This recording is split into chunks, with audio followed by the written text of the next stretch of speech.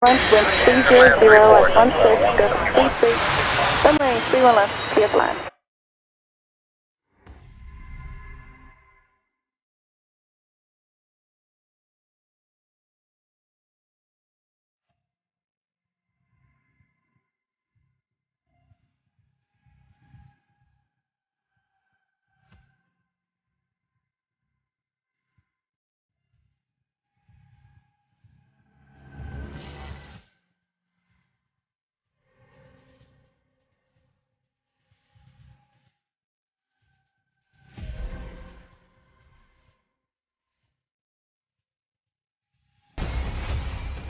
The 30th of October 1999. The aircraft departed from the Los Angeles International Airport as EgyptAir Flight 990 for Cairo as final destination, with the scheduled intermediate stop at JFK Airport. At 23:48, the plane landed at JFK and arrived at the gate about 0:10. The total flight time from JFK to Cairo was about 10 hours. The flight had 2 designated crew members, each crew consisting of a captain and first officer. At 1:01, the aircraft started taxiing towards the runway. At 1:17, the pilots advised the controller that they were holding short of the departure runway 22 right, and they were ready for takeoff. The ATC instructed EgyptAir Flight 990 to taxi into position and hold on runway 22 right. At 1:19:22, the ATC gave EgyptAir Flight 990 the takeoff clearance. The first officer acknowledged the takeoff clearance, and the aircraft took off from runway 22 right. Shortly after takeoff, the pilots of Flight 990 contacted New York ATC. And ATC issued to them the climbing instructions. At 1:26:04 seconds, the ATC instructed Flight 990 to climb to flight level 230, and to contact New York Center. At 1:35:52, New York Traffic Control Center instructed Flight 990 to climb to flight level 330. At 1:40, the airplane was climbing to its assigned altitude. The relief first officer told to command first officer, "I am not going to sleep at all, I might come and sit for 2 hours." The relief first officer is a pilot who relieves the first officer in command, and occupies the cockpit right seat above an altitude of 20,000 feet, when the autopilot is on.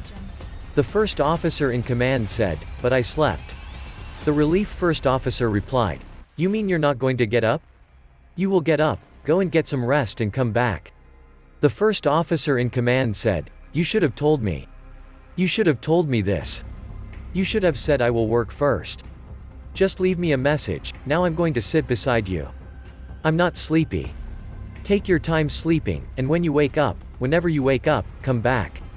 The relief first officer replied, "I'll come either way, come work the last few hours and that's all." First officer in command, "No, that's not the point. It's not like that, if you want to sit here, there's no problem." Relief first officer replied, "I'll come back to you. I mean, I'll eat and come back to you, all right?"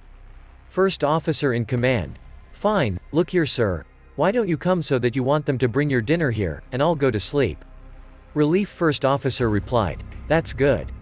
First officer in command, "With your permission captain," he asked the captain in command.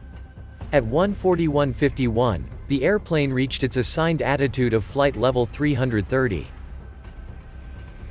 At 1:47:19, ATC instructed EgyptAir 990 to change radio frequency, for better communication coverage. The command captain of EgyptAir Flight 990 acknowledged and reported on the new frequency.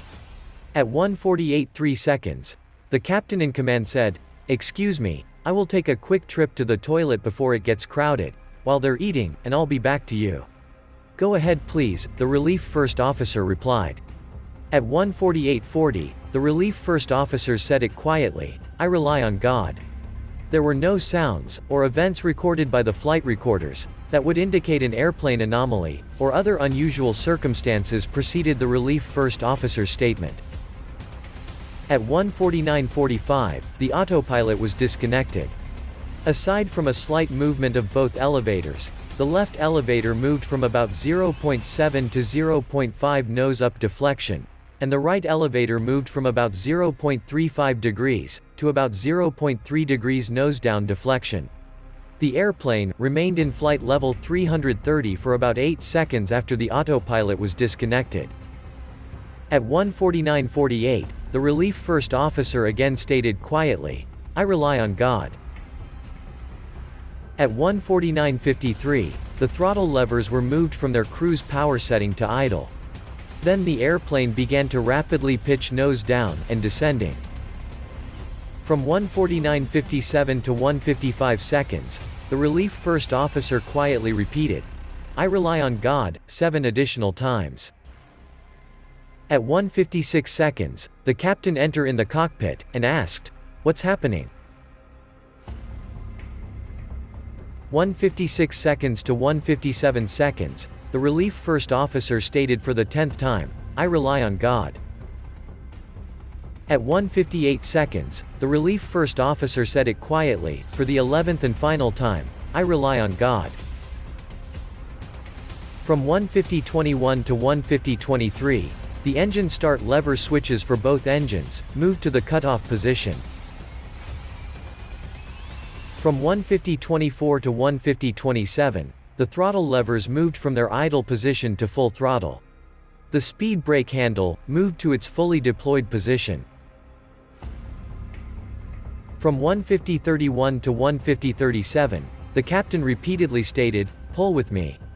But the elevator surfaces remain in the split condition, with the left surface commanding nose up, and the right surface commanding nose down. At 1:50:38, the airplane climbed to about 25,000 feet, and changed heading, from 80 degrees to 140 degrees. After that, it started a second descent, which continued until the airplane impacted the ocean. The investigation was done by the NTSB, and according to them, the airplane's nose-down movements did not result from a failure or elevator control system, or any other airplane failure. The NTSB determines that the probable cause of the EgyptAir Flight 990 accident is the airplane leaving the normal cruising level and impacting the Atlantic Ocean, as a result of the relief first officer flight control inputs. The reason for the relief first officer's actions was not determined, but Egypt didn't agree with the final report of NTSB.